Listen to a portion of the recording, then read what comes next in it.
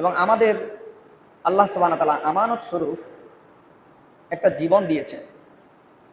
এই জীবনের প্রতিটা কৃতকর্মের বিষয়ে আল্লাহ সুবহানাহু ওয়া তাআলা আমাদেরকে জিজ্ঞাসাবাদ করবেন।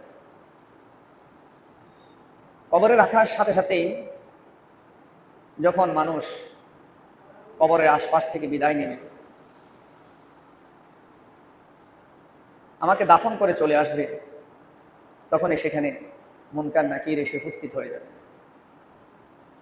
আমাকে যে একটা হায়াত দেওয়া হয়েছে 60 বছরের, 70 বছরের, কারো 50 বছর, কারো 40 বছর, কারো 30 বছর, কারো 20 বছর, কারো আরো কম, কে একদিন হায়াত পেয়েছে, কে 1 ঘন্টা হায়াত পেয়েছে।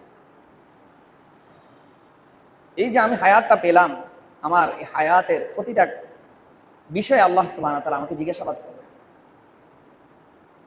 এই কথা আমরা জানি, বিশ্বাস করি, কিন্তু এটাকে বাস্তবে আমরা মেনে নিতে পারি না। যে কারণে আমাদের এই জীবনটাকে আমরা আমাদের মতো করে গতানুগতিক পদ্ধতিতেই আমাদের জীবনটাকে আমরা নষ্ট করে দিচ্ছি।